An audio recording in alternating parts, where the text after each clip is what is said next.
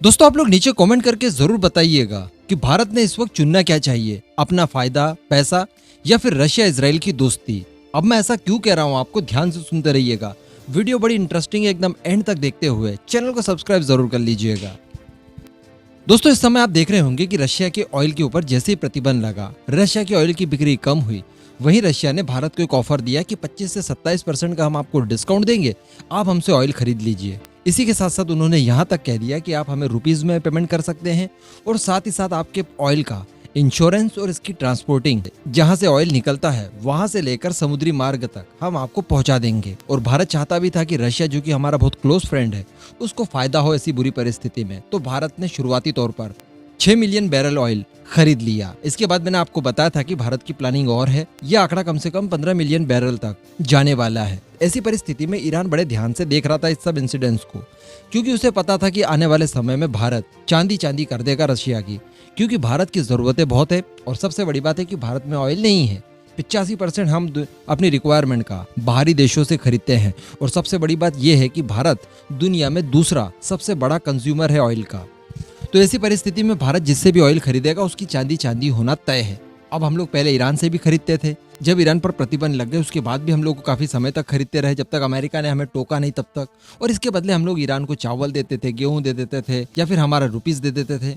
और इस तरह से हम लोग ईरान से अच्छी खासी मात्रा में ऑयल खरीदते थे। अब ईरान से ऑयल खरीदने का एक फायदा ये है कि ईरान हमारे पास है, और सबसे बड़ी बात कि ईरान हमसे बहुत सारी चीजें इंपोर्ट करता है, तो कोई ना कोई चीज में हम लोग पैसा एडजस्ट कर देते हैं। जबकि रशिया का मामला ऐसा नहीं है, रशिया को फिलहाल तो पैसा ही देना पड़ेगा। अब ईरान ने इस मौके का फायदा उठाने के लिए देखिए किया क्या। अभी रिसेंटली आप जानते हैं कि अमेरिका की तरफ से ये कहा गया था कि ईरान को और वेनेजुएला को थोड़ी सी राहत दी जाएगी, यानी इनके ऊपर जो प्रतिबंध वगैरह लगे हैं, इनके तेल की सप्लाई मार्केट तक पहुंचाएंगे। क्योंकि रशिया के ऊपर चूंकि प्रतिबंध लगा दिए गए हैं, अब ये तीनों जो बड़े देश हैं ऑयल के, ये तीनों ही पर प्रतिबंध एक साथ लग जाएंगे तो ऑयल की तो महामारी आ जाएगी, समझ लीजिए दुनिया में। तो ऐसी परिस्थिति में ईरान और वेनेजुएला को राहत देने की बात अमेरिका ने कही थी। इसी मौके का फायदा उठाकर ईरान ने भारत के सामने रख दिया है बहुत बड़ा ऑफर। ईरान ने कहा है कि जी आप हमसे ऑयल खरीदिए, जिस तरह से आप रशिया के साथ डील कर रहे हैं ऑयल की, ऐसी ही डील आप हमारे साथ करिए। ईरान को मालूम है कि अगर भारत ने ऑयल खरीदना फिर से शुरू कर दिया तो उसके यहाँ जितनी भी प्रॉब्लम्स हैं ये सारी की सारी दूर हो जाएंगी। क्योंकि आप जानते हैं कि ईरान के ऊपर भी बहुत भयंकर प्रतिबंध लगाकर गए थे डोनाल्ड ट्रंप, इसराइल की वजह से। अब अगर ऐसी परिस्थिति में भारत ईरान से ऑयल खरीदना शुरू कर देता है तो फिर तो पूछिए ही मत। लेकिन अब प्रश्न यहाँ पर यह उठता है कि क्या भारत ने ऐसा करना चाहिए, क्योंकि अगर भारत ईरान से तेल खरीदेगा तो समझ लीजिए रशिया से नहीं खरीद पाएगा, रशिया को नुकसान होगा। और सबसे बड़ी बात कि ईरान को अगर फायदा होता है इकोनॉमिकली तो वो अपने वेपन्स के ऊपर ध्यान देगा। हो सकता है कि वो चोरी छुपके न्यूक्लियर वेपन्स तक बना ले। तो क्या ऐसी परिस्थिति में इसराइल को प्रॉब्लम नहीं होगी? Israel and India have a geri dosti, deep friendship. Israel के लिए तो सीधा सीधा खतरा है ईरान। तो अगर भारत ये देखता है कि ठीक है यार, ईरान से हम लोग तेल खरीदते हैं, काफी सस्ता पड़ेगा, पास पड़ेगा, और सबसे बड़ी बात किसी भी चीज को देकर हम लोग इसकी प्राइसेस एडजस्ट कर लेंगे, क्योंकि डॉलर तो ईरान में भी इस समय नहीं चल पाएगा। तो अगर ऐसा भारत सोचता है तो इसराइल और रशिया का सीधे सीधे इसमें नुकसान है। और ईरान, ये मैं आपको बता दूं कि वही ईरान है जिसने हमें एक गैस परियोजना से बाहर निकाल दिया था। दरअसल ईरान के अंदर बहुत सारा ऑयल और नेचुरल गैसेस के भंडार भरे हैं, लेकिन कई सारा लैंड ऐसा है जो अभी तक एक्सप्लोर नहीं किया गया है।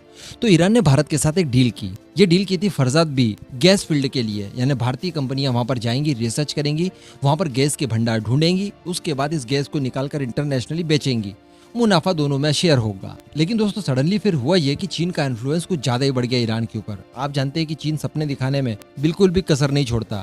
जिस तरह से पाकिस्तान को दिखाया था कि आपके यहाँ हम लोग 10,000 फैक्ट्रीज डालेंगे, अमेरिका को आप लोन देंगे, डॉलर से ज्यादा आपके रुपए की कीमत हो जाएगी XYZ, इस तरह के प्रलोभन ईरान को भी दिए गए। और ईरान ने भारत से ये डील तोड़ दी, यानी भारत ने बहुत सारा पैसा खर्च किया और फरजाद बी गैस फील्ड जो है वहां पर गैस को डिस्कवर किया कि यहाँ पर गैस है और यहाँ पर बस ड्रिल करना बाकी है, उसके बाद हम लोग गैस निकालकर इसको इंटरनेशनली बेचना शुरू कर देंगे। लेकिन ऐन वक्त पर चीन के कहने पर ईरान ने भारत के साथ धोखा किया, दगाबाजी की और भारत को इस परियोजना से बाहर कर दिया और कहा कि अब हमारी ही कंपनियां यहाँ पर काम करेंगी, क्योंकि सबसे ज्यादा मुश्किल इसे निकालना नहीं होता बल्कि इसको डिस्कवर करना होता है, एक्सप्लोर करना होता है। इस काम में अथाह पैसा खर्च करना पड़ता है। तो अब ईरान का ये भी कहना है, तेल के ऑफर के साथ साथ उन्होंने ये भी कहा कि अगर भारत हमसे तेल खरीदना वापस से शुरू कर देता है तो हम लोग एक बार फिर से चर्चा कर सकते हैं फरजाद बी के ऊपर। तो अब आप अपना जवाब यहाँ पर दीजिएगा कि क्या भारत ने दगाबाज ईरान के साथ वापस इस तरह से बिजनेस करके उसे फायदा पहुंचाकर अपने सगे दोस्त इजराइल और रशिया को नुकसान पहुंचाना चाहिए, या फिर इस समय भारत ने केवल और केवल अपना फायदा देखते हुए ईरान के साथ ऑयल की डील कर लेनी चाहिए? नीचे कमेंट करके जरूर बताइएगा।